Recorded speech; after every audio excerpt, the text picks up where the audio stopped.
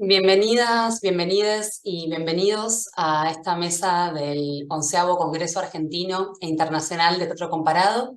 Antes de comenzar, quiero agradecerles a la Asociación Argentina de Teatro Comparado y al Instituto de Artes del Espectáculo de la Facultad de Filosofía y Letras de la Universidad de Buenos Aires por organizar este congreso y por tenernos acá como invitadas de esta mesa. Hoy vamos a escuchar 4 trabajos que componen a la mesa número 13.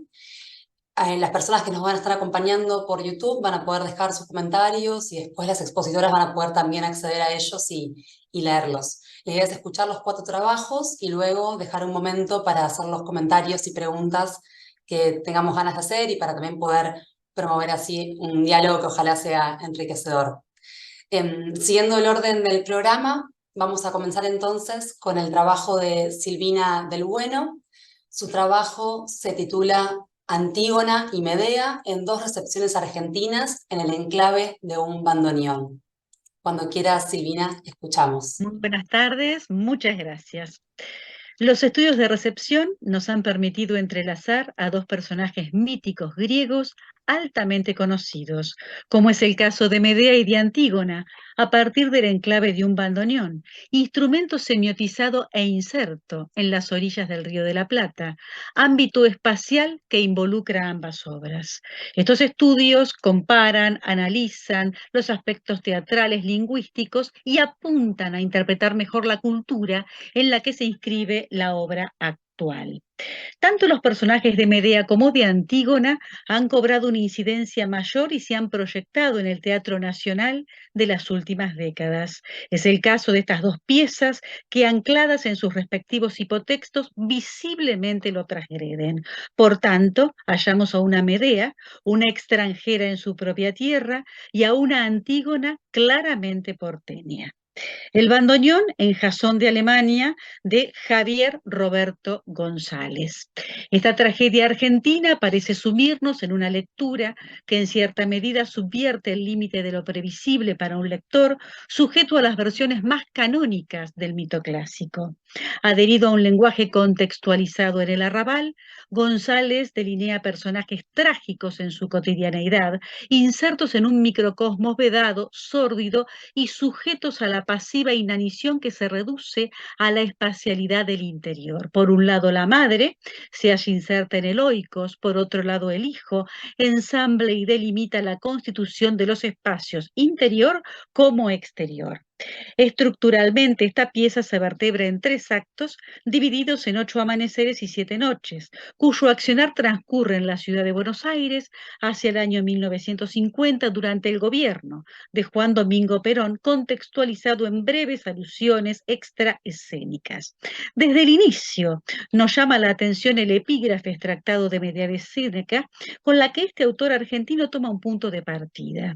Dicho epígrafe porta la faceta de una visión criminal desde una perspectiva híbrida paterna y materna, que será asumida enteramente por la madre Medea, 70 y pico, en una relación omnifagocitante con su hijo Jasón, 50.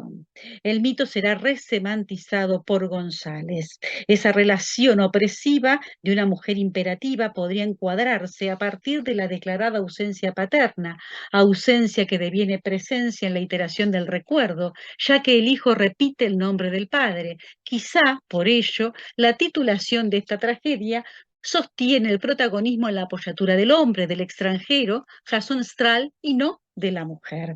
Ahora bien, es el bandoneón un instrumento vertebrador en la obra, ya que por un lado delimita y ensambla los espacios en la conformación de un tríptico. Procedente de Europa del Centro, llegó junto a los inmigrantes a los suburbios del Río de la Plata, en los que se incorporó frente al ámbito de la Pampa, lejano al contacto en el mundo urbano, es decir, Europa Central, Río de la Plata, La Pampa. Por otro, podría determinar el simbolismo en la precisión de un vellocino en la versión diferente a la mítica. Esta posesión casualmente heredada con la que el hijo a un tiempo evoca y trae al presente la figura paterna, magníficamente idealizada por esa misma ausencia. Son los acordes disonantes de ese bandoneón los que llevarán al hijo al intento fallido de recuperar los rastros del padre. Por consecuencia, el bandoneón adquiere una perspectiva doble. En primer lugar, lugar, ejecutado por el hijo. En segundo lugar, de manera muy disímil, desde el recuerdo de la madre respecto de la ejecución del padre. Esa perversión en la asfixia, en la manipulación, en la castración de la madre, se manifiesta en la enunciación. Pero ya que te pasás la vida prendido al bandoneón, podrías hacerme un tango que fuera tuyo, tuyo para mí. Vos y yo nos bastamos. Página 3. Es a partir de este objeto semiotizado que opera la sinécdoque del tango desde la perspectiva materna en la tríada descalificatoria: hombre, bandoneón, tango. Esa pavada prepotente la tocaba tu padre. Mirá si es vieja. Es una compadrada, música fanfarrona. Página 12. En el mismo tenor, la mujer rememora el momento del abandono del inmigrante europeo, justamente cuando reencontró a su novia de juventud. Por tanto, la aparición-desaparición del hombre ha significado en la realidad controversial de esta mujer un estigma imborrable y sin retorno. Como consecuencia, esta mujer empezará a tejer la red en la que caerá Jasón, el hijo, víctima y objeto de conquista. En esta obra el filicidio solo se traducirá en una lúdica simulación. La incipiente patología materna adquiere ribetes homicidas a partir de los asesinatos efectuados en las tres novias, en las que deja clara evidencia de la posesión del hijo en una relación de díada, una posesión calificadora, al igual que el objeto bandoneón. A mí no se me roba al hombre, ya somos como uno nosotros. Página 38. Ahora viene el bandoneón en Antígona, linaje de hembras, de Jorge Huertas, que en el año 2002 da cuenta de la recepción de otro paradigma emblemático, el mito de Antígona, enunciado parcialmente a partir del título de su obra. La S en mayúscula caracteriza la pluralización de las 6 mujeres que participan en la escena, y aquella que enterró al hermano Polinices es una más en ese linaje. En dicha multiplicación ellas buscan a sus hijos, maridos, padres, hermanos, en el Río de la Plata, ámbito espacial contaminado tanto por el petróleo como por los ahogados que yacen en él, es decir, la clara alusión a los muertos desaparecidos durante la última dictadura militar. Entre estas mujeres y en diálogo con las mujeres del coro, ya no conformado por ancianos tebanos, aparece la figura mítica de Eva Perón, nominada la embalsamada peregrina, a causa del itinerario de su cuerpo durante más de 20 años. Entonces, en un entramado de violencia, hallamos la bipartición genérica: Antígonas, hembras consolidadas como la fuerza opositora en el reclamo por sus derechos frente al patriarcado del macho, Creonte. Esta obra, organizada en torno a 19 escenas con diferentes acápites, a diferencia del anterior, guarda una relación intertextual con su hipotexto y conforma un extenso poema en verso libre entre el anochecer y el amanecer del día siguiente, surcado por renombradas personalidades literarias: Lugones, Macedonio, Girondo, Mujica, Laínez, Borges, Marechal, Hellman, Hernández, como personalidades tangueras: Discépolo, Troilo, Goyeneche, Gardel, Pugliese. Igualmente se referencian cruces de registros lingüísticos de la obra sofoclea como registros musicales de las letras de tango a través del instrumento del bandoneón, que enclava la pieza en el arrabal porteño. Es decir, en el ámbito espacial de una Buenos Aires contemporánea, volvemos a hallar el Río de la Plata como en la obra anterior, pero ya no éxodo y refugio de inmigrantes, sino como personaje omnifagocitante. Recordemos que esta condición aparece en el personaje de la madre Medea en la obra anterior González. El epígrafe extractado del último poema de Homero Mansi, Definiciones para esperar mi muerte, habilita tanto la polifonía como la soledad de cada uno de los personajes. Por eso, como afirma Rómulo Pianacci, el bandoneón se vuelve un personaje fundamental, que dialoga recurrentemente con el coro de hembras en una inmensa relación de amor y de odio. El dolor de Antígona se multiplica en la desesperación femenina inserta en la historia de nuestro país, que entre interrogaciones, advertencias y desprecios interpelan al susurro de este instrumento. Ellas piden al bandoneón que toque un tango para romper el silencio, porque la patria está muriendo, a diferencia, como ya hemos visto, de la Medea de González. Duelo y nocturnidad abrevan sobre el cuerpo insepulto de Polinices, en una descripción naturalista planeta terrible, abandonado al borde del riachuelo nauseabundo de petróleo. Creonte, entre tanto, el tirano portador de una crueldad sin límites, dictamina el edicto de sepultar a un hermano y no al otro, basado en la ley homérica. El amigo de la ciudad es mi amigo. Página 30. Corrobora la secuencia del hipotexto la desobediencia de Antígona de sepultar a ese hermano, porque lleva en la sangre un tango, un sentimiento de justicia que se baila. Página 28. Una mujer morirá siempre, llorarán miles, sufrirán todas. Antígona sabe que se encamina a la muerte, sepultada viva, ni viva ni muerta, y es por ello que el coro de hembras increpa al bandoneón. Sacala de la muerte con un tango. Entre tanto, ella sostiene una estijomitía con el instrumento. Te voy a hacer, bandoneón, un tajo entre las piernas, entre las luces, para que te hagas como yo, hembra. Nosotras, Antígonas, nosotras, las novias de la mugre, del hedor de madres. Con esta muerte, la hija de Edipo se concatena para el tirano las verdaderas y consabidas muertes de los otros, es decir, el hijo Hemón y de la esposa Eurídice, no exentas de insultos y de rencor para con la decisión del rey. Cíclicamente cierra la hora el corifeo con la interpelación al bandoneón. Habla, grita, bandoneón, rompe el silencio. ¿No ves que la patria está muriendo? ¿Qué será de la reina del Plata? ¿Qué será de mi tierra querida? Página 72. A modo de conclusión, dos autores argentinos recepcionan los conocidos mitos de Medea y de Antígona de manera muy disímil al paradigma mítico. González resignifica el mito de Medea en la particularidad del suburbio del Río de la Plata. Hay una madre Medea omnifagocita al hijo, el ejecutor del bandoneón, herencia del inmigrante alemán. Este instrumento será vituperado por la madre cuando se trata de la vocación del padre, y al tiempo significa consuelo y rememoración nostálgica en el hijo. Entonces padre e hijo se entrelazan sin conocerse por las teclas de nácar. Entre tanto, Huertas retoma el mito de Antígona y lo ubica en la generalidad de la historia argentina surcada por personalidades históricas y por sobre todas ellas Eva Perón. Un coro de mujeres, un linaje de hembras increpa la doctrina masculina, el imperativo del patriarcado por el sacrificio de todas las Antígonas, hijas, madres, hermanas y esposas. La primera de las obras tergiversa magistralmente el mito, en tanto la segunda constata las secuencias de la obra sofoclea con inserciones literarias y tangueras del arrabal. Ambas se entrecruzan en la espacialidad orillera del Río de la Plata y en los sones de un bandoneón. Este será rechazado, vituperado, como también evocado por los personajes que transitan ambas obras. Muchas gracias. Gracias a vos, Silvina, por tu trabajo. Muchísimas gracias. Vamos a continuar entonces con Sofía Ceilán. Su trabajo se titula La estructura modular como herramienta arquitectónica para universalizar la producción teatral en regiones remotas. Cuando quieras, Sofía, te escuchamos. Muchas gracias, Agustina. Te comparto pantalla.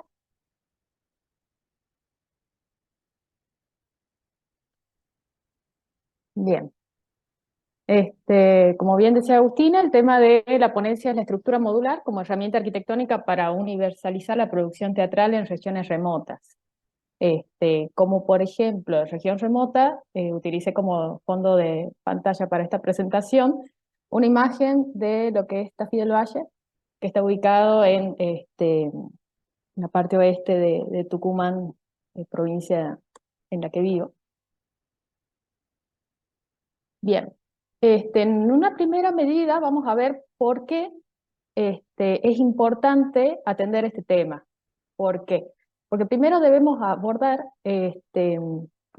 por ejemplo, nos puede pasar de tener la experiencia de ir de gira a una región que esté alejada de las capitales y vamos a ver que siempre encontramos las mismas limitaciones.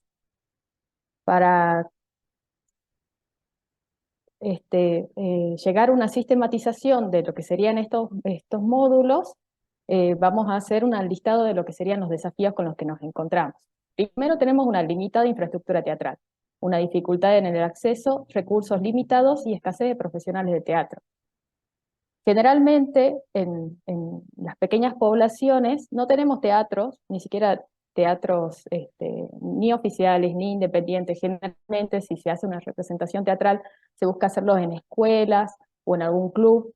Entonces no tenemos todo lo que necesitamos para llevar a la obra, y por lo tanto también las personas que se encuentran en esas poblaciones tampoco pueden disponer de todos los recursos que se encuentran en la ciudad. También tenemos dificultad de acceso, tanto por los caminos, por la falta de transporte público, lo cual nos puede dificultar a la hora de la logística de producción, pensando en programar una gira. También hay recursos limitados, o sea, en las pequeñas poblaciones generalmente los recursos van a tratar de solventar otras problemáticas y no tanto esta, ¿no? Y también pasa esto de que hay escasez de profesionales de teatro, no solamente hace falta ir a pequeñas poblaciones, sino también en las ciudades del NOA. Encontramos también una limitación en lo que sería todo lo que sea técnicos teatrales. Incluso hay teatros oficiales en donde de repente tenemos una parrilla y no tenemos tramoyista, ¿no? Esto es porque no hay una correlación directa en lo que serían los espacios de formación, tanto de actores y de dirección, como los espacios de formación para todo lo que sería técnica y también diseño teatral. ¿Cuál es el concepto de esta estructura modular y cuáles son las ventajas? En su esencia son soluciones arquitectónicas versátiles y adaptables que se caracterizan por su capacidad de ser ensambladas y desmontadas con facilidad. Esto significa que pueden ser transportadas en módulos a través de regiones geográficamente remotas y montadas en el lugar deseado. Para que ustedes más o menos lo puedan visualizar, esta tipología arquitectónica no es algo novedoso en sí, sino que ya se está aplicando para casas, para distintos módulos. Un ejemplo concreto podría ser el uso de los contenedores como vivienda, pero sería simplemente que esté aplicado al teatro. ¿Esto qué nos da? Nos da una adaptabilidad a diferentes espacios, una eficiencia constructiva y un transporte simplificado. ¿Por qué? Porque al ser modular, nosotros seguimos una proporción, podemos adaptarla de repente, la llevamos a esto, ¿no? Al espacio que lo contenga, es un club, bueno, podemos disponer los módulos en determinada ubicación y esto se va a adaptar ahí. Si nos necesitamos llevar a una plaza, se puede adaptar a ese espacio. Eficiencia constructiva, ¿por qué? Porque lo construimos en seco. Todo lo que sea construcción en seco tiene reducción de tiempos de producción y reducción de costos. Y dependiendo del lugar a donde la llevemos, podemos construirlo teniendo en cuenta las inclemencias climáticas que va a tener esta estructura. Para el diseño del prototipo, tenemos en cuenta la estructura exterior, que, como les decía, como para que tengan una idea, que se parece como un contenedor, es una caja rectangular con dimensiones estándar para que puedan ser transportados en una camioneta. Por ejemplo, ¿no? Como decir una camioneta, puede ser un pequeño camioncito, algo que se puede enganchar por detrás como una casa rodante y llevarla. La estructura exterior estará hecha de paneles de plástico extruido, lo que la hará liviana y resistente. Ya vamos a ver un poquito más adelante lo que sería esto hablando de la materialidad. La caja tendrá paneles laterales y una puerta frontal que se pueden desmontar fácilmente para permitir el acceso al interior y montaje rápido. La idea de esto es que todo se pueda armar y desarmar de una forma muy rápida, muy eficiente, y que todos los elementos puedan constituir a su vez otras cuestiones, ¿no? De repente esta caja se abre completamente. ¿Y qué va a tener en su interior? Columna de luces, en la parte superior de la caja se encontrarán soportes especiales para columnas de luces ajustables, o sea, de repente nosotros abrimos esta caja, tenemos la base y podemos sostener en sus extremos las columnas para las luces, ¿no? Entonces de esa forma ya tenemos un escenario con toda la parte escenotécnica que necesita. Tarima plataforma, el piso de la caja se dividirá en paneles desmontables que se pueden ensamblar para crear una tarima elevada para el escenario. También telones. Los telones se almacenarán enrollados en compartimentos diseñados específicamente en el techo de la caja que se podrán desplegar y asegurar fácilmente cuando sea necesario. Elementos escenográficos mínimos. Se incluirán compartimientos adicionales para almacenar elementos escenográficos básicos y equipos de sonido e iluminación, y se reservará espacio para equipos de sonido y luces con conexiones eléctricas adecuadas. La movilidad va a estar incorporado en todo lo que es la base de la plataforma, como vendría a ser como el chasis de esto. Va a estar equipada con ruedas y un asa en la parte trasera para poder tirar de ella. Y los materiales sostenibles, la mayoría de las piezas de la caja, como los paneles exteriores, estarán hechas de madera plástica reciclada. Actualmente, en un municipio de Tucumán, que es, se llama Tafí Viejo, tenemos los puntos verdes, en los cuales se recicla plástico. Todos estos elementos pasan por una extrusora y se puede hacer lo que se llama madera plástica, que es un material que es muy resistente a las inclemencias climáticas, tiene un buen comportamiento estructural, y lo cual, al tener un carácter público, al ser el municipio, se puede hacer convenios como para solucionar lo que sería el tema del material, y lo cual podríamos gestionar bueno, que todo esto se haga cargo de la parte pública.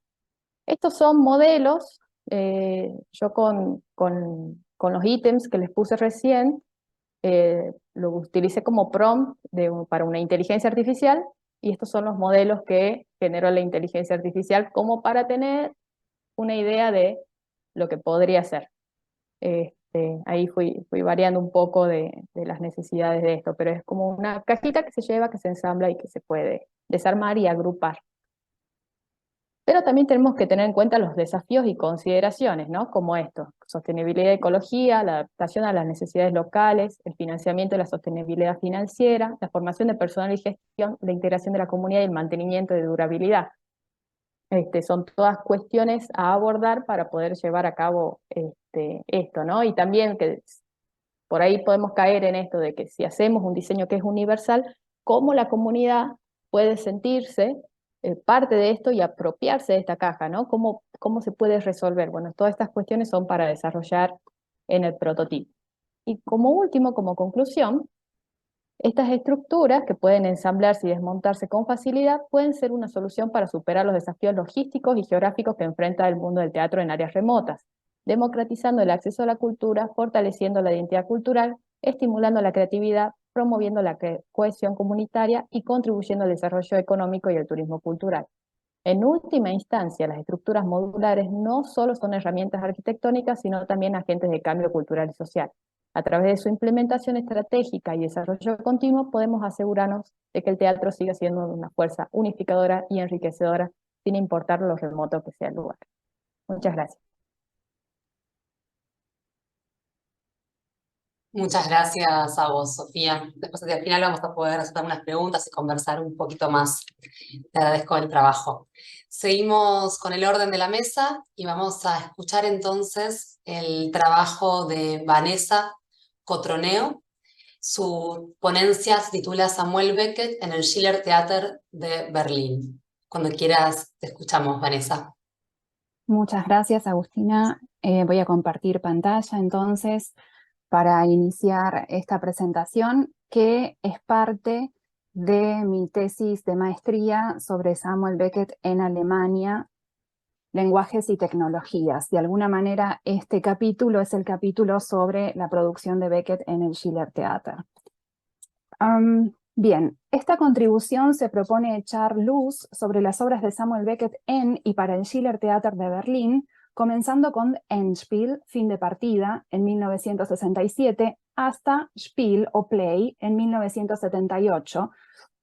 En un periodo de 11 años, entonces, el autor irlandés indagó en los modos de traducción lingüística del francés o del inglés al alemán, junto con Elmar Tophoven, su traductor oficial, y en los modos de transposición escénica o traducción transmedial en el traslado de la dramaturgia en papel al escenario o Bühne berlinés, donde él mismo dirigió sus propias obras.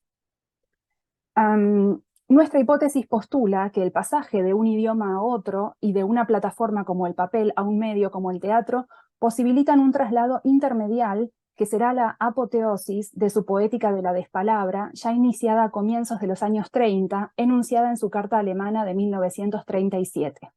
Analizaremos entonces qué elementos se van desechando en dicho pasaje de la obra escrita a la escena teatral, lo cual le permite al autor y director encontrarse con aquello que él mismo llamó en su mencionada carta lo que está detrás del lenguaje o la nada misma. La relación de Beckett con el mundo alemán, brevemente para comentar esta introducción, inicia en su vínculo con la familia Sinclair, su tío, su tía, su prima, residentes en la ciudad de Kassel, la cual Beckett visitó en diversas ocasiones. De ese modo, en los tempranos años 30, el autor irlandés, ya estudiante de estudios romances en el Trinity College de Dublín, comienza a inmiscuirse en la literatura alemana, particularmente en autores románticos como Goethe, y comienza a indagar en la poesía como forma literaria junto con traducciones y autotraducciones, entre las cuales se incluye el poema Cascando y su traducción al alemán Mancando durante el año 36. Luego, en un viaje de formación por la Alemania nazi durante los años 1936 y 37, Samuel Beckett realiza un recorrido que bastante tiene que ver con algo que la periodista cultural Gaby Hartel, ha denominado Dramaturgie des Laufens, dramaturgia de la caminata. Entonces vemos cómo este elemento performático ingresa en la prosa de las crónicas beckettianas de los German Diaries de estos años, a través de los intentos por plasmar sus experiencias sensoriales y estéticas en el contexto de un universo signado por la violencia inminente de una guerra mundial.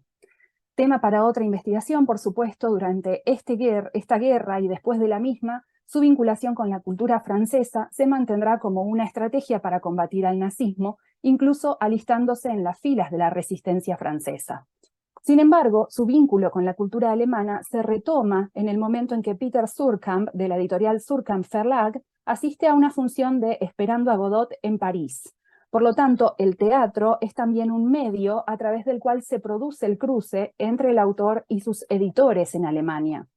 A partir de entonces, Surkamp publicaría la obra de Beckett en diversas versiones, incluso trilingües, y es hoy la propietaria de los derechos del autor en Alemania. Aquí ya me adentro en la cuestión teatral.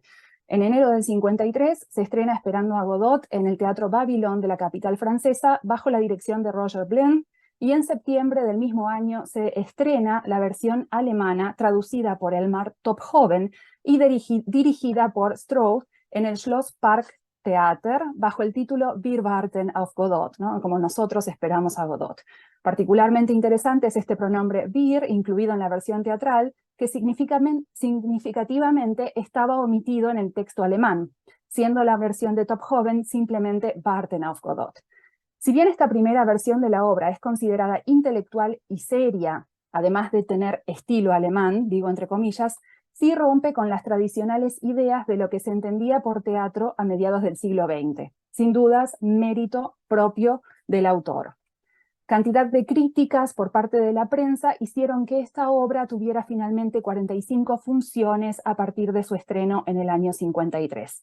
Pero no sería la única versión de Wir warten auf Godot en los escenarios alemanes, sino que en el 65, aquí paso a la próxima diapositiva, Derek Mendel montaría Warten auf Godot ya en el Schiller Theater de Berlín, y su imagen está del lado izquierdo en la diapositiva. En la sala teatral del Schiller Theater, sin embargo, denominada Werkstatt, que no es la sala principal, con el propio Samuel Beckett como asistente de dirección. Entonces Samuel Beckett empieza a participar en las puestas en escenas de las obras que él mismo escribe. Particularmente interesante en esta puesta es que muchos de los actores, como por ejemplo, del lado izquierdo vemos a Horst Bollmann, Bernhard Minetti y Stefan Wieger, se mantienen protagonizando luego distintas obras también dirigidas por Beckett, convirtiéndose en cierta manera en algunos de sus actores favoritos. La crítica, por supuesto, también va a hablar de actores fetiche, ¿verdad?, para el autor. Pero para ingresar en la versión Warten auf Godot dirigida por Beckett, aquí en la imagen del lado derecho, en el año 1975, es decir, 10 años después de su asistencia, que a su vez sí se estrenó en el Schiller Theater, pero en la sala principal, podemos observar que los personajes de los actores Bollmann y Wieger, que aquí están, por ejemplo, este es Bollmann del lado izquierdo representando a Vladimir en la versión del 65, y Wieger del lado derecho representando a Estragón. En la versión de Beckett se invierten y Wieger va a representar a Vladimir, mientras que Bollmann va a representar a Estragón, ¿verdad? Por lo tanto, se produce un cambio en la versión de Samuel Beckett. A su vez, también se produce un detalle de la puesta que tiene que ver con un intercambio en el vestuario, puesto que ambos intercambian los trajes de su compañero, resultando en una estética un poco expresionista que va a aparecer luego también con elementos cómicos. Entonces vemos cómo el autor Bigger, que es en cierta manera alto y delgado, utiliza literalmente el traje de Holman y por lo tanto las mangas le quedan cortas, el pantalón le queda corto, mientras que del caso contrario, en el caso de Bollman vemos que el saco es grande y que el pantalón efectivamente también le queda largo, ¿verdad? Entonces ya se empiezan a producir cambios entre una y otra puesta. Asimismo, previamente a Barton of Godot, voy a tratar de apurar un poquito, existió el debut de Beckett como director y fue con la obra Fin de Partida del 67.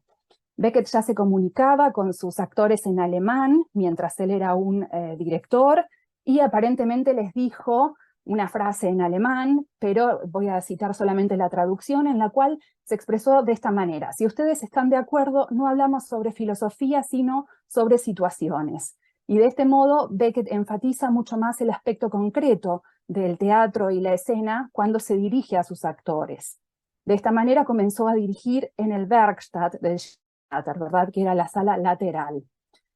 Cabe recordar también una reflexión de Stanley Gontarski en el prólogo de uno de los tomos de los Theatrical Notebooks de Beckett, según la cual para el autor, cito, escribir, traducir y dirigir era parte de un mismo proceso. En efecto, en las traducciones de Elmar Tophoven del francés al alemán también existía un proceso conjunto en el cual el autor intervenía con frecuencia en las diversas puestas en escena y también este tipo de procedimientos terminaban de definir la palabra que se incluía en el texto final, como una dramaturgia escénica en cierta manera.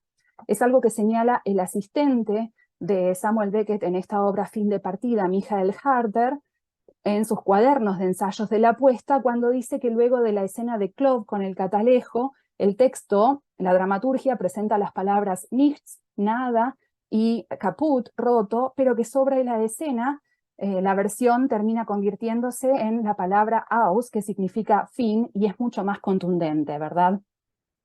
Bueno, luego de Endspiel viene ya Das letzte Band, o la última cinta de Krapp, que ya se había estrenado en el Royal Court Theatre en el 58, llega luego a los escenarios alemanes en el 59, pero voy directamente a la versión de Beckett, que él dirige en 1969, y a diferencia de las otras versiones que componían a un Krapp como poeta en cierto modo, el Krapp de Beckett, con Martin Held, el actor aquí a la derecha, interpreta un Krapp cuya imagen y figura es mucho más mundana.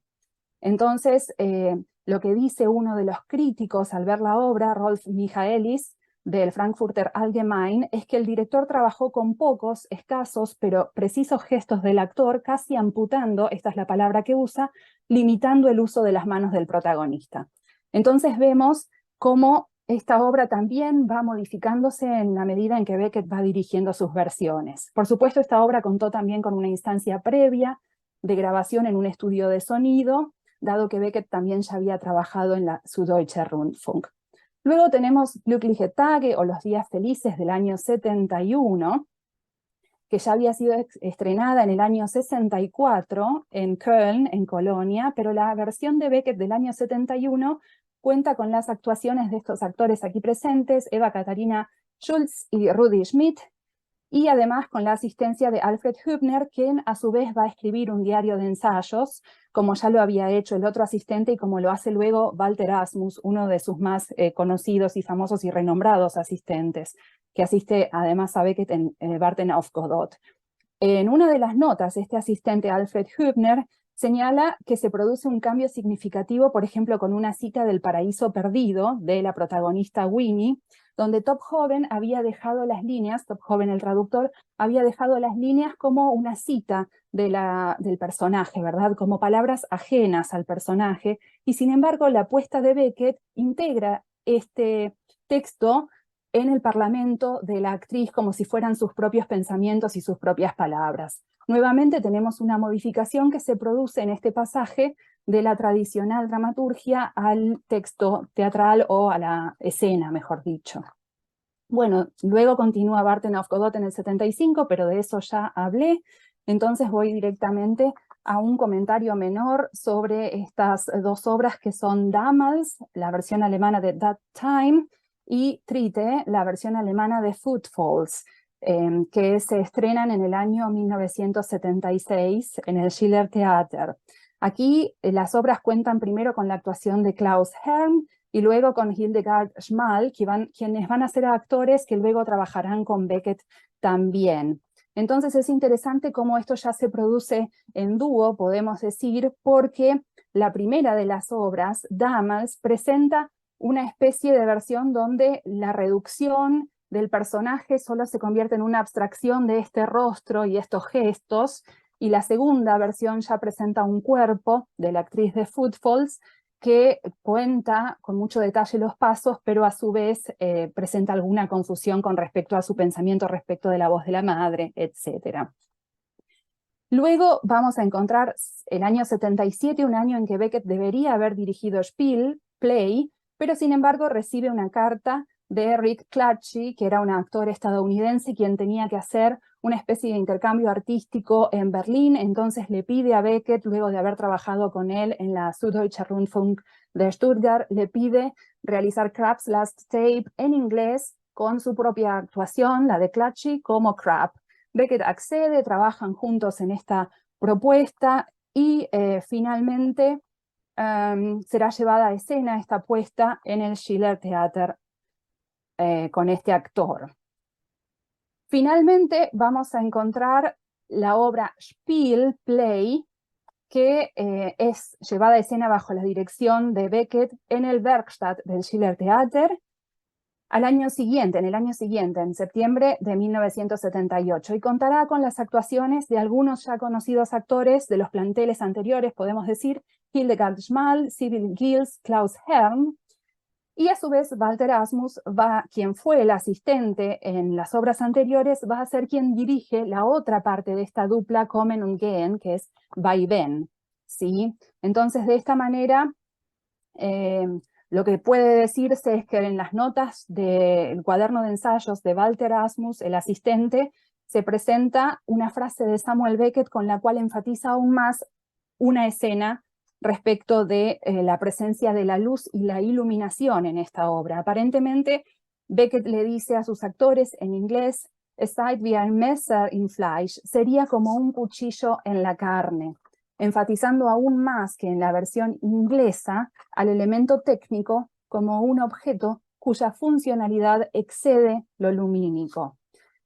Entonces, ya para concluir, quiero comentar que estos procesos comentados en alguna ocasión a partir de esta transposición como elementos que pueden decantarse y que filtran un objeto, un elemento del lenguaje, no se producen solamente en el lenguaje, como hemos visto con algunos ejemplos, sino también en las acciones escénicas, en los objetos, en el vestuario, como se observó al principio con el caso de Bartenhoff Godot, y también en la técnica. Esto tiene que ver con lo que al comienzo de la exposición señalábamos como teoría de la despalabra. Por supuesto, algunos autores especialistas como el profesor Lucas Margarit o Nicholas Johnson del Trinity College encuentran en el teatro de Beckett un teatro de la palabra ausente, como dice Margarit, o incluso un teatro de la despalabra. Muchas gracias. Muchas gracias a vos, Vanessa, por el trabajo que nos compartiste. Si están de acuerdo, seguimos ahora con Clara Samesa, con su trabajo titulado, perdón, Samena, lo dije mal el apellido, Clara Samena, con el trabajo titulado El ejercicio de los derechos humanos desde una perspectiva de género en la puesta teatral Raíces tras las puertas de una casa. Cuando quieras, Clara. Bueno, muchas gracias, Agustina, y voy a compartir pantalla. Sí. Bueno, este trabajo parte de Raíces tras las puertas de una casa, que es una obra que se realizó durante el año 2021 y 2022, acá en Tucumán, en San Miguel de Tucumán, dirigida y escrita por Ignacio Ael, con las actuaciones de Pablo Campisi y Abril de Oliveira, y la escenografía de Sofía Saidán, que está acá presente. Y se realizó esta puesta en el espacio El Atelier. Para pensar un poco para decirles un poco de qué trata la puesta, tengo acá, ya les muestro, espérenme 2 segundos que no puedo, la sinopsis de la obra. Resumidamente habla de dos cuerpos cansados, de dos niños adultos que se han detenido en el tiempo, y que se encuentran encerrados, como vemos, en esta casa de manera voluntaria, y a su vez tienen en el interior de la vivienda secuestrados a sus padres. La puesta inicia en el garage de la casa. El atelier está, digamos, en un sector de la vivienda, que es esta vivienda que se ve acá bien grande, está en un sector, y la puesta inicia en ese garage donde el espectador es recibido por el director de la obra, quien relata la historia de la casa. Y una vez que relata la historia de la casa, ingresamos a la sala, a la sala donde ya sucede gran parte de la propuesta, ¿no?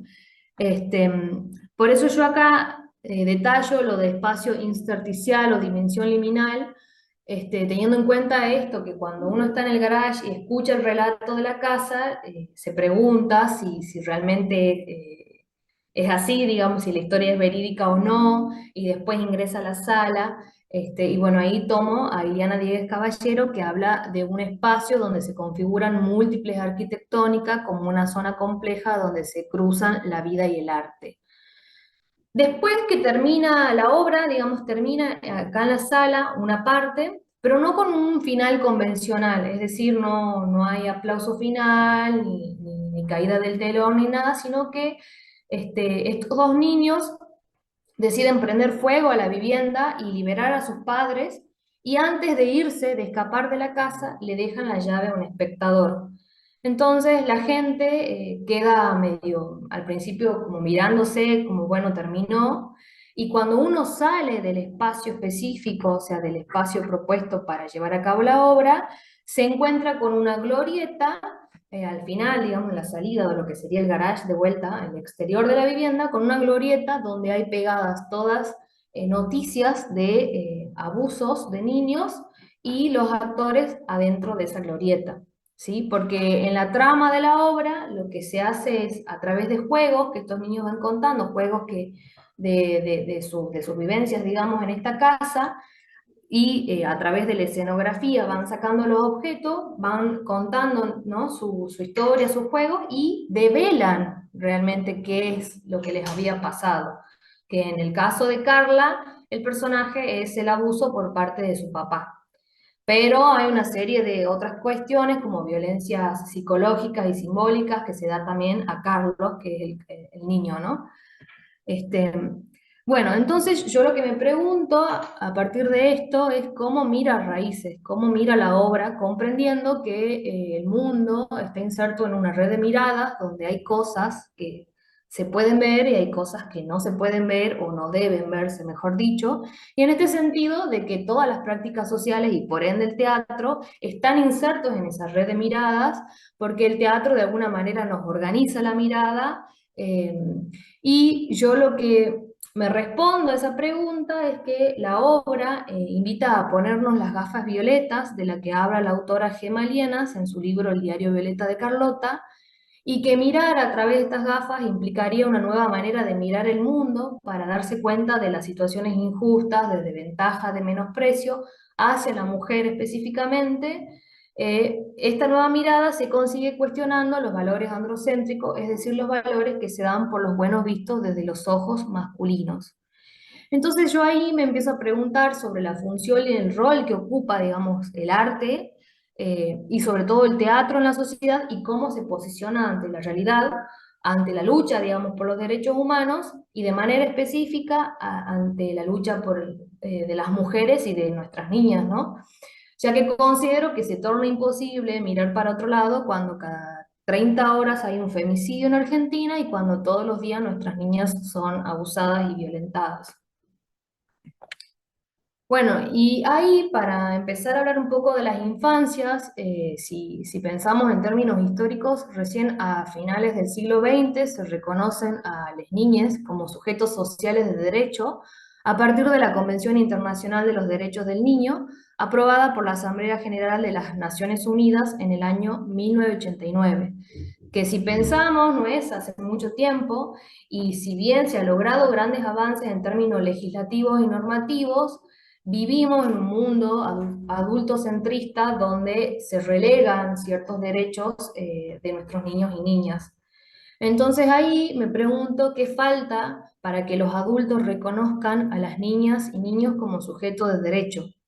Y cito a Barata, que dice: podemos afirmar que para construir un nuevo lugar de la infancia en la sociedad, debemos lograr que el principio del interés superior del niño y la niña, agregaría yo, transversalice el conjunto de las políticas sociales y haga carne en la vida cotidiana de las sociedades.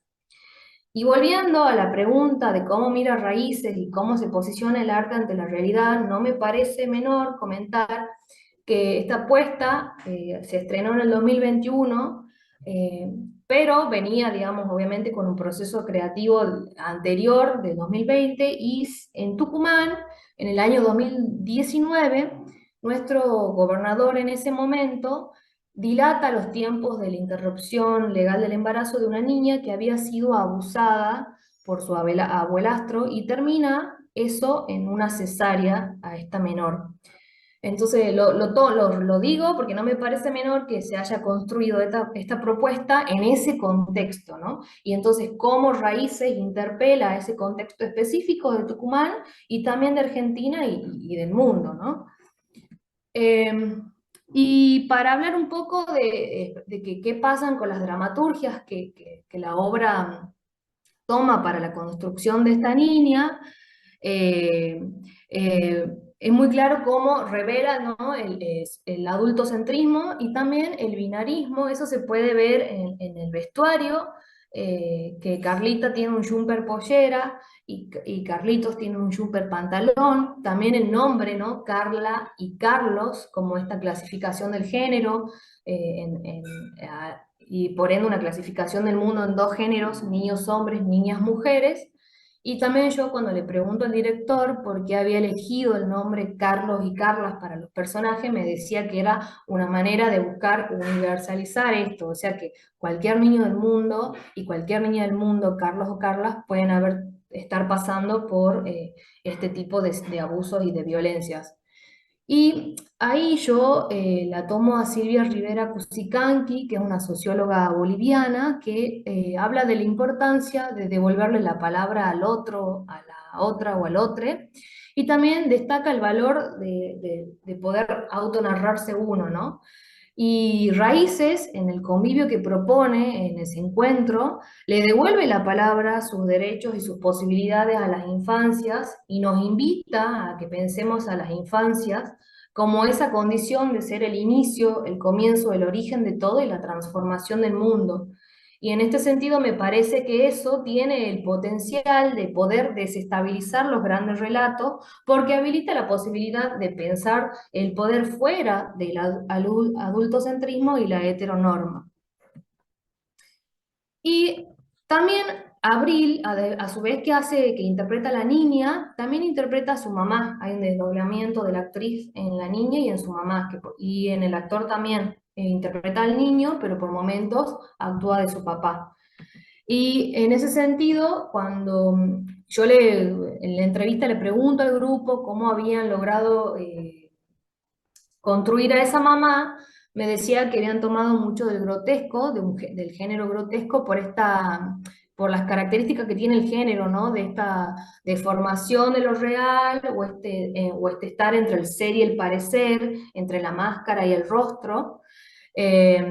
Y bueno, ahí voy a tomar la cita de Segade, que habla que así se va construyendo una definición de lo grotesco, cuyo rasgo distintivo es la mezcla de lo animal y lo humano, o bien lo monstruoso, y cuyo efecto es el de una congoja perpleja, que se produce al descubrir que ese mundo que el monstruo desquicia con su presencia es nuestro mundo.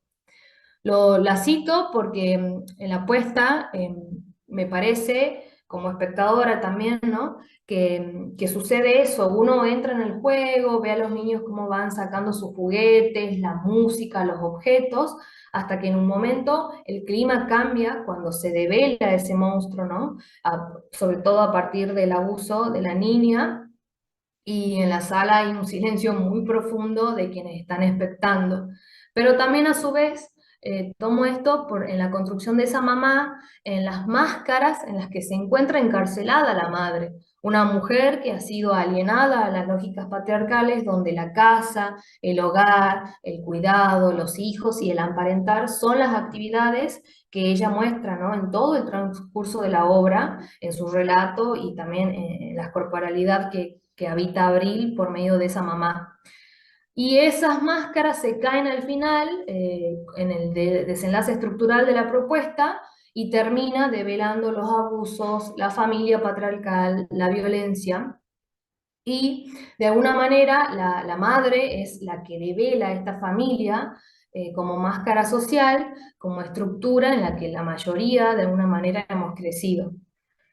Y para cerrar, yo me pregunto qué teatro queremos construir. Y esto, más que una respuesta, es un intento de reflexión, ¿no? Sí, un teatro que escribe y reescribe la misoginia en las relaciones humanas, haciéndonos aparecer en la ficción como las malas, como las histéricas, como las vengadoras o como las bellas y madres acompañantes, o un teatro en el cual se modulan múltiples distribuciones de lo que afecta a nuestros mundos sensibles, es decir, un espacio que permite ensayar formas posibles de ser y en consecuencia de acción, porque el teatro considero que es un lugar en donde se debe entrenar constantemente nuevas formas de relaciones, un teatro que anhela por un presente con derechos, un teatro que piensa en las juventudes que vendrá y un teatro que construye el mundo que queremos, un teatro que en definitiva busque la transformación social. Muchas gracias. Gracias a vos, Clara, por tu investigación y por haber compartido el trabajo ahora con nosotras y nosotros también, con quienes nos están escuchando. Yo me fui anotando algunos comentarios y preguntas para hacerles. Antes de eso, les vuelvo a agradecer a ustedes cuatro por haber compartido sus exposiciones. ¿Alguien tiene ganas, antes de que por ello haga alguna pregunta, de hacer un comentario? Si no, puedo ir rompiendo el hielo yo y después ustedes. Ah, perdón, Silvina, ¿querías decir algo? No, agradecer las ponencias de altísimo nivel académico, agradecer a las ponentes, así que me parecieron fabulosas. Después sí, alguna que otra, pero dale, empezá tranquila. Arranco con una pregunta para vos, Silvina, después, por favor, ustedes si tienen ganas de convertirlo en un diálogo, por favor, tomen también la palabra, si tienen ganas.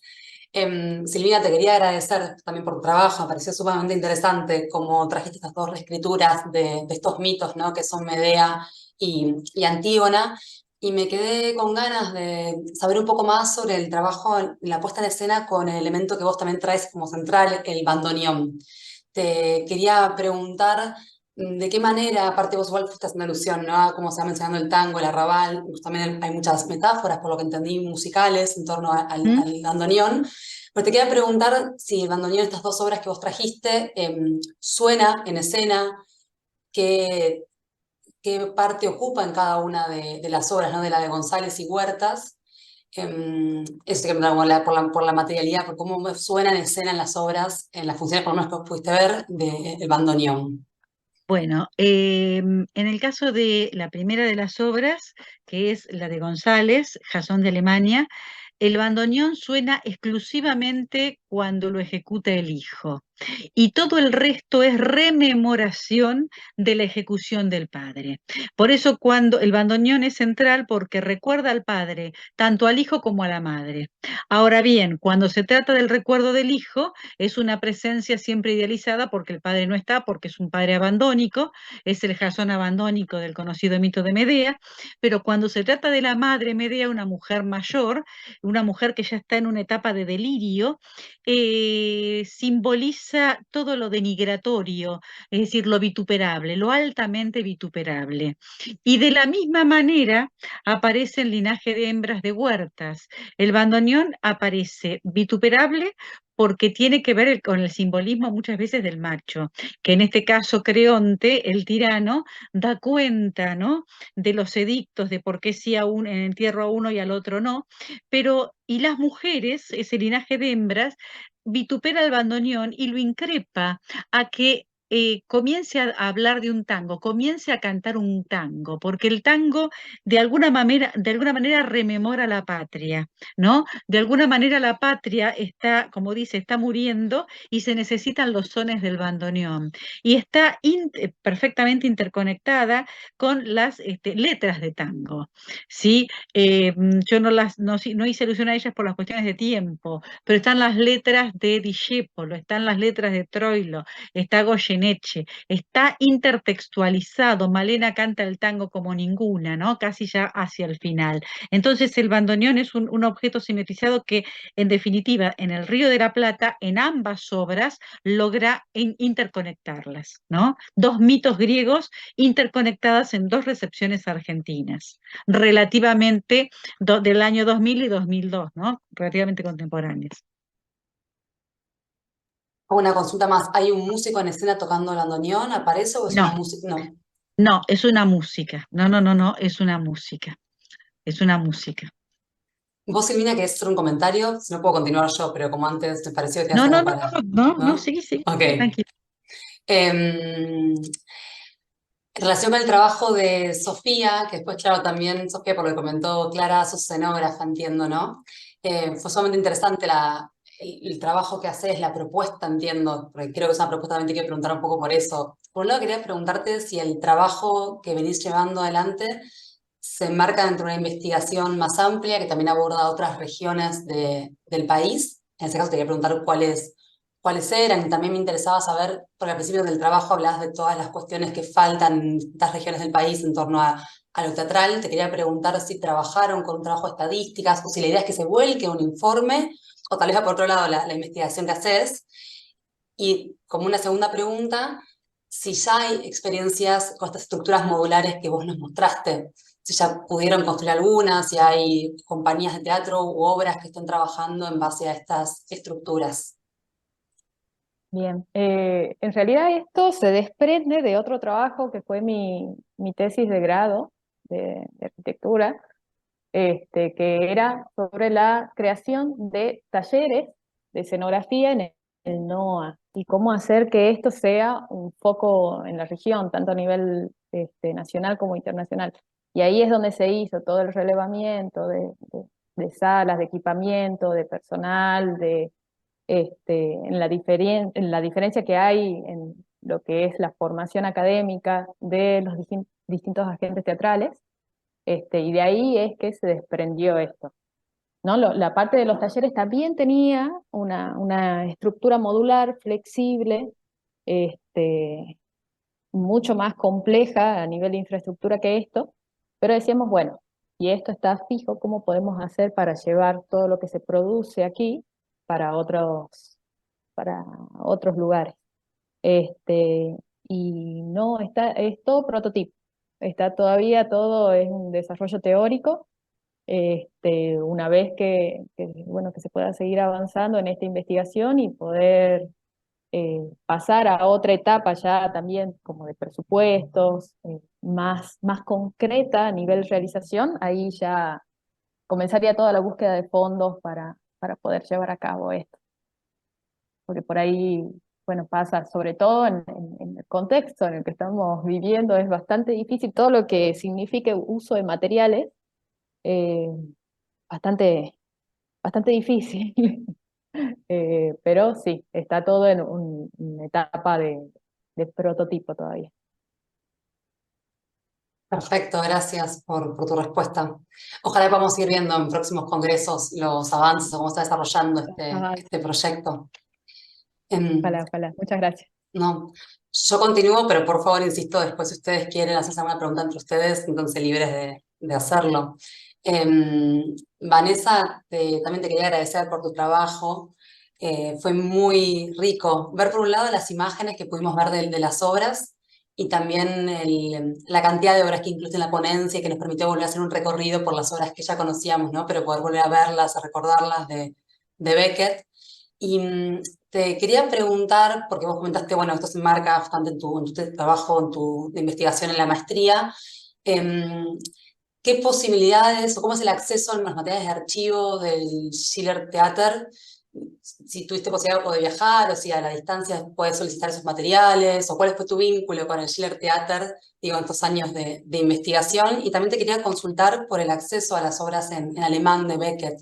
También porque vos te detuviste a pensar en las cuestiones idiomáticas. Te quería preguntar cómo accediste a esos materiales y cómo también trabajarlos en sus diferencias con el francés o el inglés.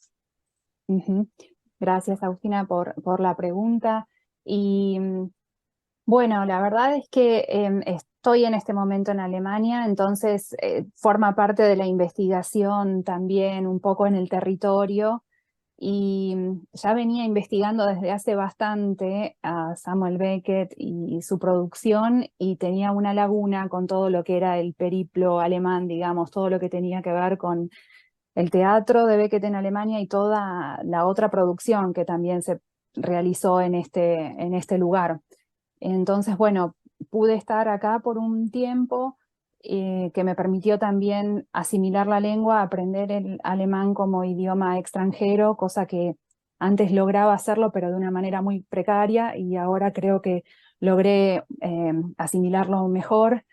Y el modo en que accedí a los materiales de archivo básicamente tiene que ver con un archivo importante que hay aquí en Alemania que se llama Marbach, es el Archivo de Literatura Moderna de Marbach, y allí hay incluso cartas de Beckett en original, es decir, los manuscritos, algunos recortes, algunas imágenes que son, por ejemplo, de una fotógrafa llamada Rosemary Clausen, y de esa manera en el archivo de literatura moderna hay un montón de producción que tiene que ver con lo que se realizó en este país, incluso con Samuel Beckett.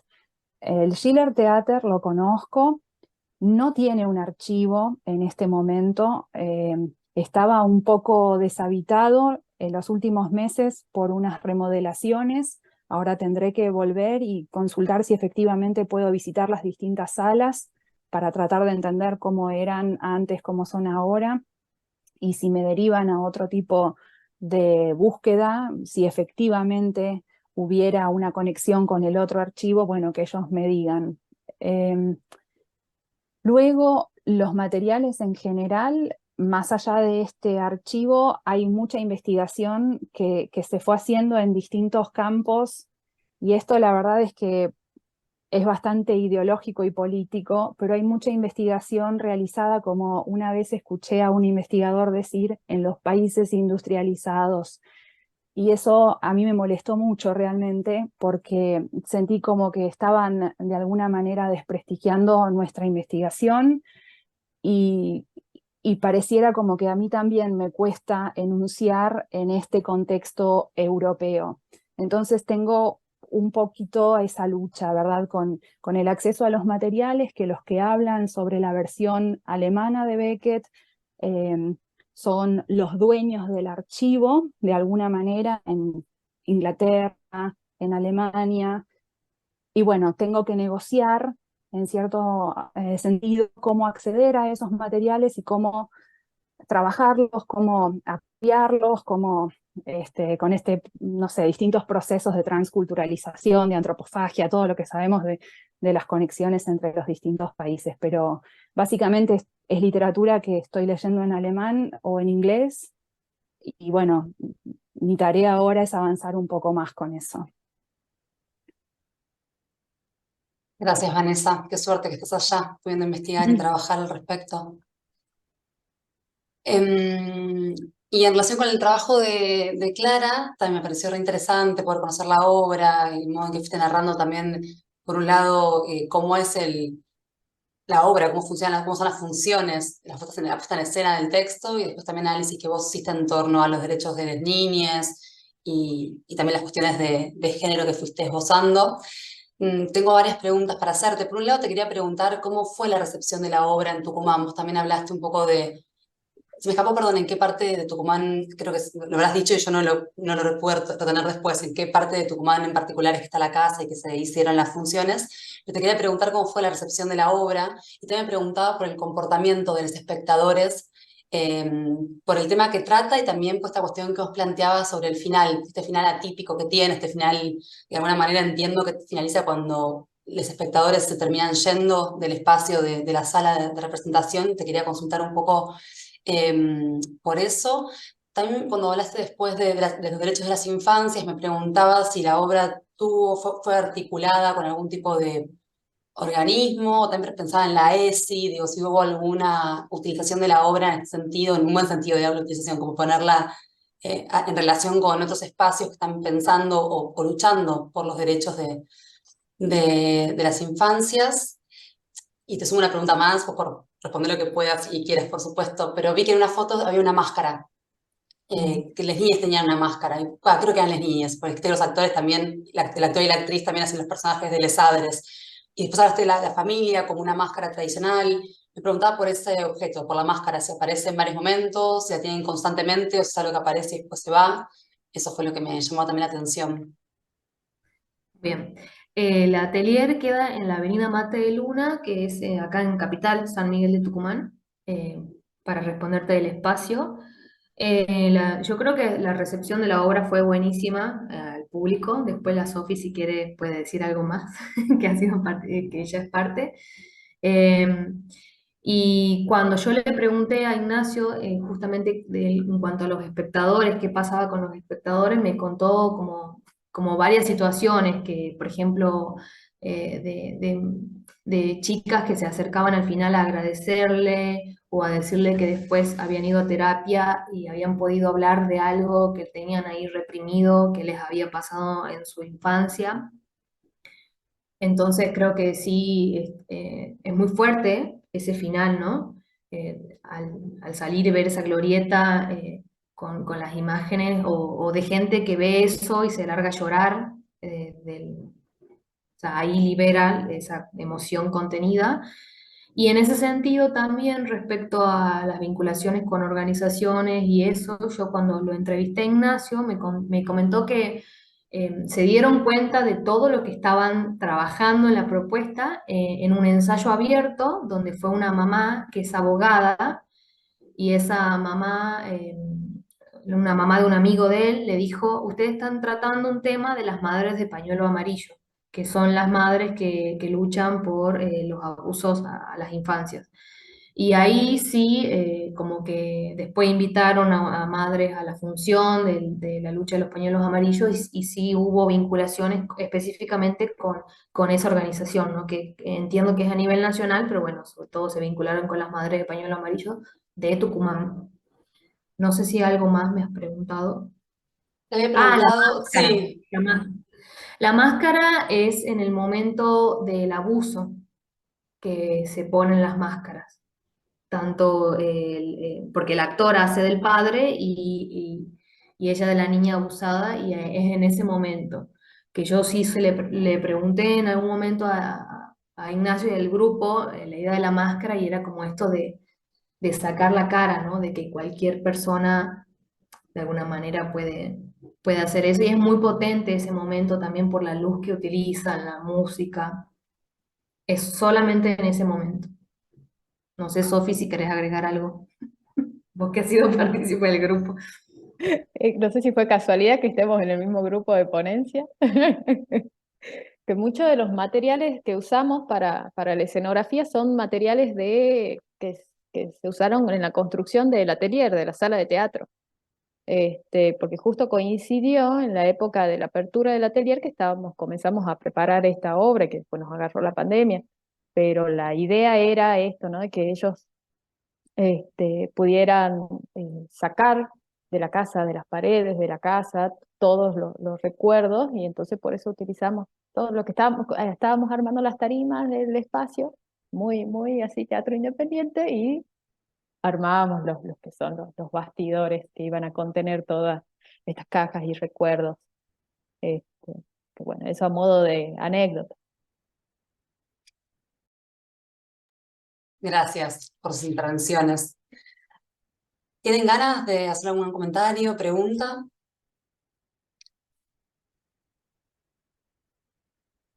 No, solamente decir que me llamó mucho la atención, por eso iba a preguntar al comienzo, el tema de la máscara, pero muchísimo la atención.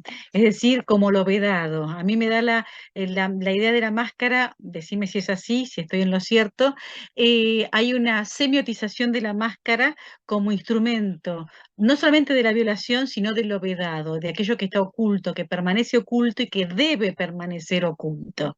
Me llamó mucho la atención. No sé si es así como lo has interpretado, Clara. Sí, sí, sí. Incluso en la entrevista también estaba esto de lo que está metido en la alfombra, que no se puede ver, que nadie tiene que Claro, enterarse.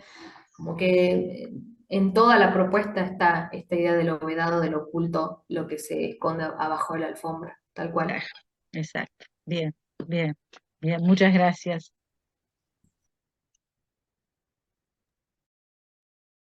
No sé si alguien más tiene ganas de intervenir.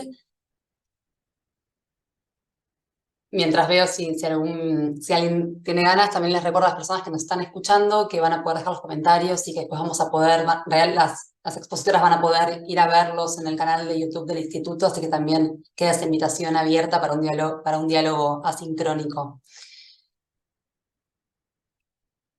Bueno, yo por mi parte les vuelvo a agradecer a Silvina, Vanessa, Clara y Sofía por su participación, por sus trabajos y por las respuestas también generosas que nos dieron después. Y les agradezco también a las personas que están viendo esto. Y bueno, y que espero que puedan seguir disfrutando del Congreso ATEACOM y les mando un saludo muy grande. Muchas gracias a vos y a todas ustedes. Muchas Muchas gracias. gracias. Muchas gracias, hermoso todo. Muchas gracias. Hola, buenas tardes, buenos días, buenas noches, de acuerdo a cuando estén viendo este video. Mi nombre es Rocío Villar, el trabajo que voy a presentar forma parte de un trabajo del proyecto Filosit que se llama Las mujeres históricas y sus vínculos con el poder en las construcciones escénicas desde el 2010 hasta la actualidad. Particularmente yo trabajo sobre dos obras, una que es Alicia Moró, Sueños tardíos, de Walter Operto, del 2018. Es una obra de este dramaturgo que también la dirigió, Rosarino, que se estrenó en Rosario en ese mismo año con la actuación de Mirna Remes. La otra obra es Eva y Victoria, de Mónica Tino, de 1992, y esta es la versión de Hugo Urquijo y Graciela Dufo, del 2011, con las actuaciones de Graciela Dufo y Andrea Del Boca.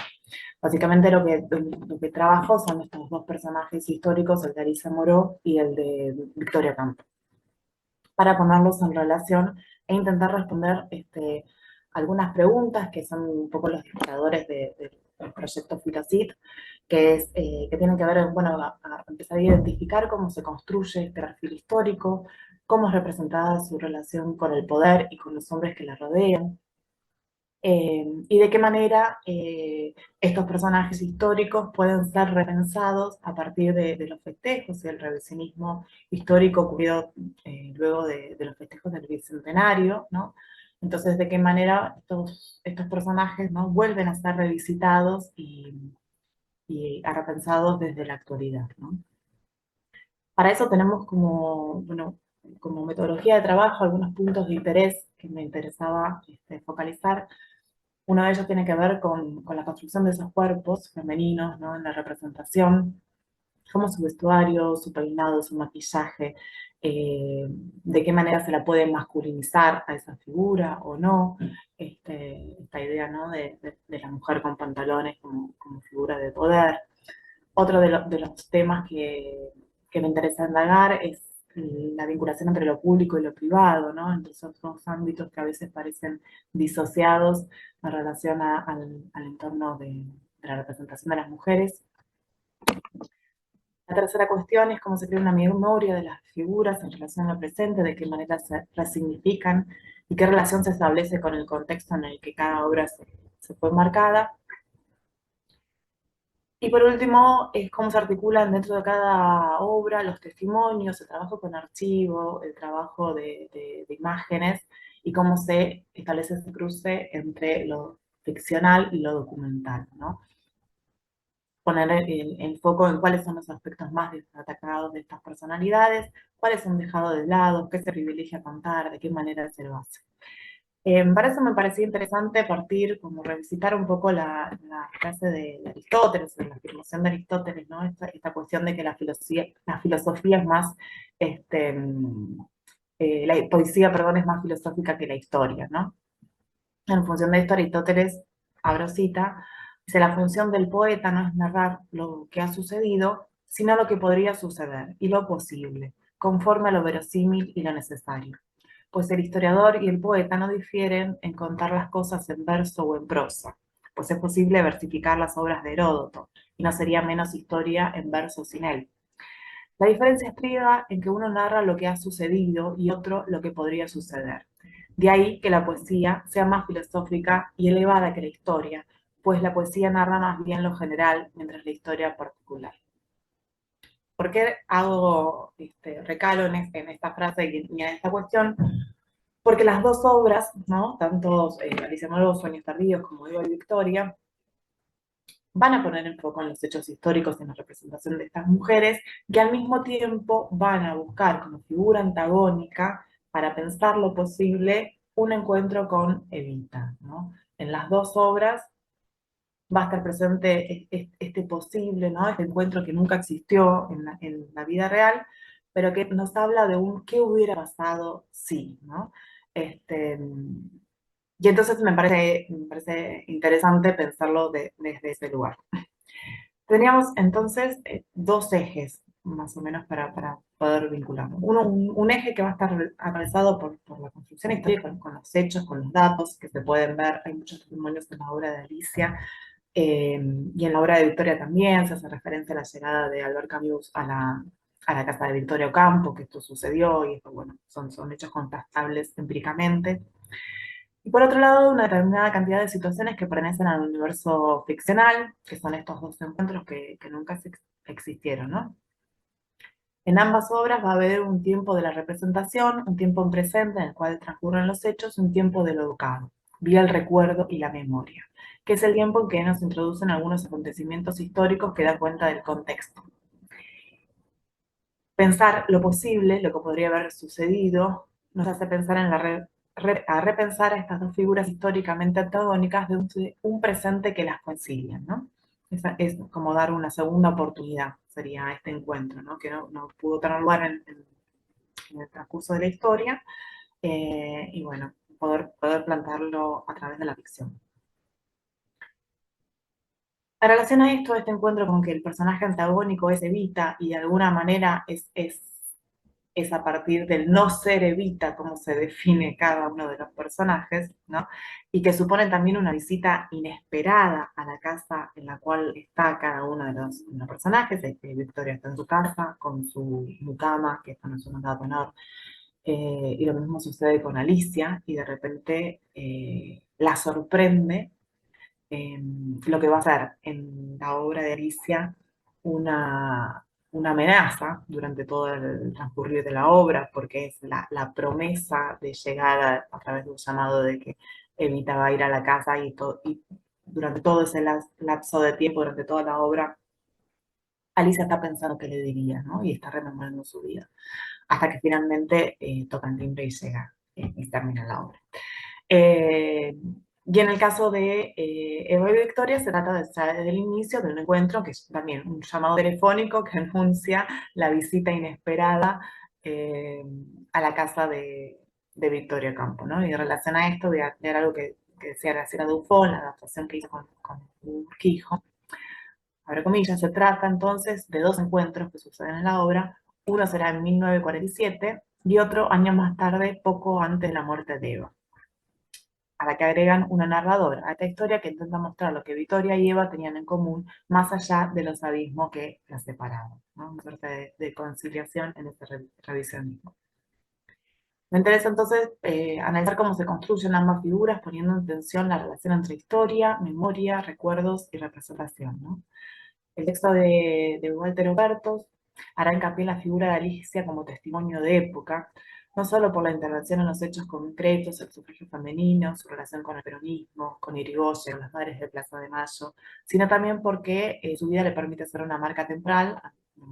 Alicia Moró vivió hasta los 101 años, entonces es un testimonio de época que le permite hablar de todo un siglo.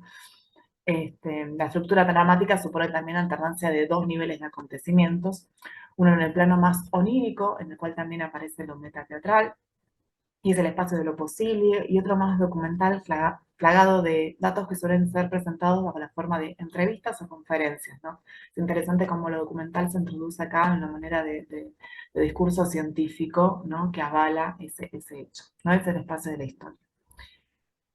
Como eje de la trama está la supuesta llegada de Evita para tomar el té, ¿no? La escena del té, de las señoras que toman el té, también hay una cuestión ahí en ambos personajes, en la construcción de ambos personajes, de señoras dueñas, ¿no? Con sus mucamas que van a tomar el té, ¿no? Y a la que Evita no está invitada, ¿no? Quién está dentro y quién está afuera. En el caso de Victoria Ocampo, la relación esta de ser dueña va a estar mucho más se va a hacer mucho más foco, porque va a aparecer en distintos parlamentos de la obra. Voy a mencionar algunos aspectos que tienen que ver con esta revisión, con la memoria, que sí aparecen sobre todo en el texto de Alicia, ¿no? Que ella está dispuesta a recordar, y voy a partir de la primera de Didascalia, en esa mención, abro comillas, un equipo invisible de filmación visita a Alicia en su habitación del hogar obrero para registrar su testimonio de vida. En escena, un sillón de época importante, un escritorio con su silla, una mesita para el té con otras dos sillas, un retrato de Juan de Justo, una bandera socialista y sobre la mesita un portarretrato con una frase de Séneca. Cuando entra el público, Alicia repasa y ordena su habitación y luego se sienta en el sillón ubicado en el lugar central del escenario. Desde allí comenzará a dar su testimonio. Una luz blanca, intensa, la enceguece. Las primeras palabras de ella son: por favor, retiren esa luz, es muy intensa, no me deja ver, y si no me deja ver, tampoco voy a poder recordar. Mis ojos, que tanto vieron, ya no soportan tanta luminosidad. Así arranca el texto. En su traverso sostiene que existe un cruce entre historia y memoria y menciona que se trata de dos esferas que se entrecruzan constantemente, ¿no? Y que ambas comparten como objeto la elaboración de ese pasado, entendiendo la historia como una puesta en relato, es decir, es una construcción narrativa. El autor sostiene que esta escritura del pasado permite construir una memoria. Abro comillas. Pero si la historia nace de la memoria, también se emancipa de ella, al punto de hacer de la memoria uno de los temas de investigación, como lo prueba la historia contemporánea. La historia del siglo XX, llamada también historia del tiempo presente, analiza el testimonio de los actores del pasado e integra las fuentes orales como los archivos, los otros documentos materiales o escritos. La historia tiene así su nacimiento en la memoria, de la cual es una dimensión, pero eso no impide de ningún modo que la memoria devenga objeto de historia. Cierro comillas, Traverso, 2007. En este sentido, Elizabeth Sherin también establece una diferencia entre memoria construida a través de los hechos vividos y aquella que es generada a través de los saberes culturales, ¿no? Es esa memoria que nos es legada a través de esos relatos, sería. Lo interesante en la obra de Operto es que el personaje de Alicia no recuerda desde su vida, sino que lo hace de un personaje que ya está muerto.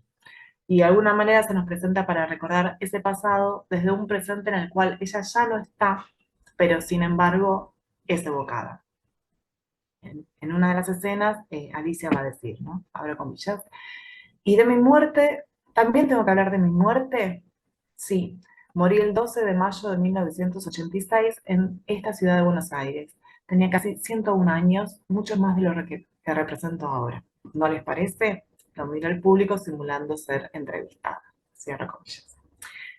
Esta suerte de invocación de Alicia nos abre una nueva dimensión entre la relación de la historia como hechos del pasado y la memoria como aquello que queda en el presente actualizándose, que tiene que ver con el universo poético de lo posible vinculado al juego teatral, ¿no? Echar la luz sobre historia, ver para recordar, hace hincapié en la necesidad de revisar ese pasado, de volverlo a ver desde el presente, pero este presente no es real, es imaginado porque su recuerdo ella ya está muerta, ¿no? Como el encuentro de Alicia.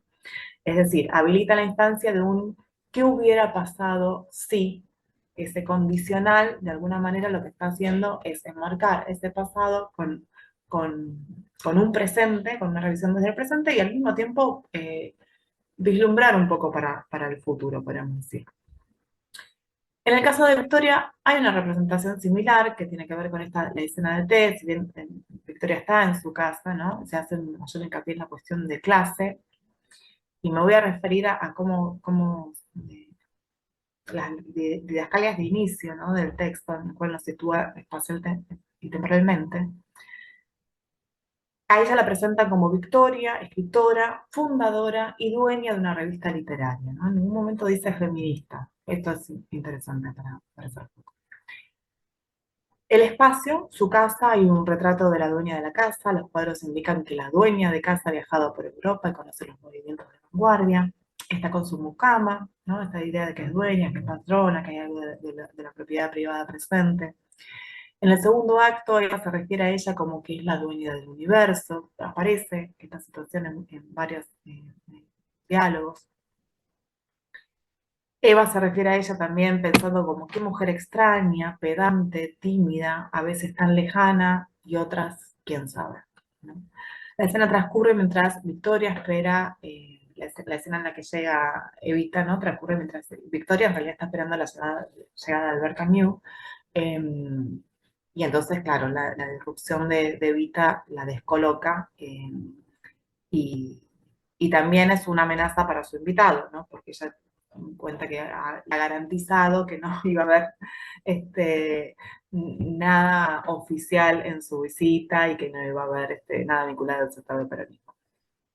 Y lo que le pide Evita es una ayuda en relación al sufragio femenino, ¿no? A que pueda recaudar firmas para que finalmente el sufragio se pueda llevar a cabo.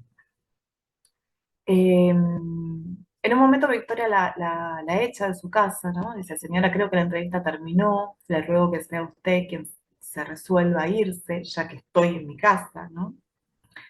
Y me parece interesante cómo la define Eva en un párrafo, que le dice, usted es una niña bien, le canta una canción, niña bien, pretenciosa y engrupida, que tenés berretín de figurar, niña bien, que llevas 2 apellidos y que hablas de la estancia de papá.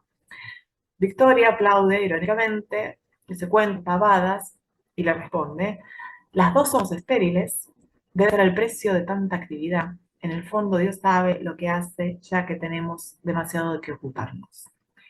Hay demasiado de masculino en las dos. Para tener un hijo hay que estar disponible, darse tiempo, no pensar demasiado, ¿no? Cómo se construye esta idea del poder, esto que había hecho referencia en un inicio, ¿no? La mujer que tiene los pantalones puestos, vinculado como el poder, indefectiblemente es un poder masculino. Eva responde, sin embargo, hay mujeres muy inteligentes con hijos, y Victoria dice sí, pero hicieron pausas. Había que quedarse quietas, ser personajes secundarios, estar dispuestos a sufrir. Esta idea también, ¿no? Del universo público y lo privado, lo doméstico y lo público, y la maternidad en relación a las mujeres. En el caso de Alicia, que supone también el encuentro imaginado con Evita, ¿no? Y Alicia dice, comillas, supongamos que, como dice Crítica, Evita efectivamente llega a mi casa y tomamos el té juntas, aunque yo no quiera que venga. ¿Qué sería lo primero que haríamos antes de tomar el té? Lo primero sería cantar las marchas partidarias. Yo le cantaría la Internacional, canto un fragmento, y también la Marsellesa, para impresionarla todavía más, canto un fragmento. ¿Y ella qué cantaría? ¿Cantaría el himno nacional? No, no la creo tan tonta. El himno es lo que nos une, lo único que nos une. Entonces ella cantaría esa mediocre marcha partidaria que inventaron para engañar a las masas, y canta un pedacito de la marcha peronista. Esa idea de que son dos personajes que nada tienen en común, pero a partir de pensarlo en un universo del qué hubiera sido si, esa brecha comienza a achicarse y empezar a verse desde una perspectiva del presente, que tenían mucho más en común de lo que se esperaba, y que quizás hay una fuerza ahí del feminismo que va más allá de las cuestiones partidarias en ambos casos. Entonces, esa es como la gran reflexión de los dos textos. Roger Chapier sostiene que la brecha existente entre el pasado y su representación, entre lo que fue y lo que no es más, y la construcción de narrativas que se proponen ocupar el lugar de ese pasado, permitieron el desarrollo de una reflexión sobre la historia entendida como una escritura siempre construida a partir de las figuras retóricas y de estructuras narrativas que también son las de la ficción. Reconocer las dimensiones retóricas o narrativas de la escritura de la historia no implica negarle su condición de conocimiento verdadero, construido a partir de pruebas y controles. Y en relación a esto, Elizabeth Schelin señala también que la narrativa testimonial no representa la vivencia inmediata, sino que está mediatizada por las palabras, por las preguntas, por los sistemas de creencias y los modelos de narración con que nuestros marcos culturales nos equipan, ¿no? Hay una lectura desde el presente.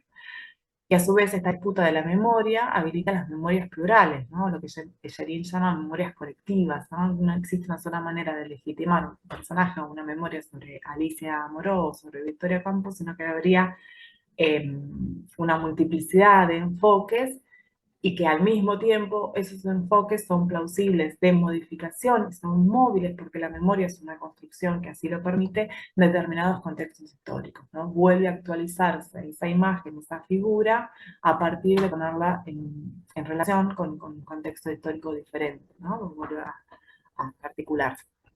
Ambas figuras fueron testigos y protagonistas de un periodo de empuje del movimiento feminista, y como testigo siempre tendrá un recorte subjetivo de su propia memoria de los acontecimientos. Como se tiene traverso, la memoria no es algo estanco, sino que posee un carácter móvil, permeable a filtraciones, y que suele modificarse de acuerdo a los recuerdos o acontecimientos adquiridos, ¿no? Esto es un poco lo que decía, ¿no? La memoria es una visión del pasado siempre mediada por el presente, eso es lo que va a decir Traverso.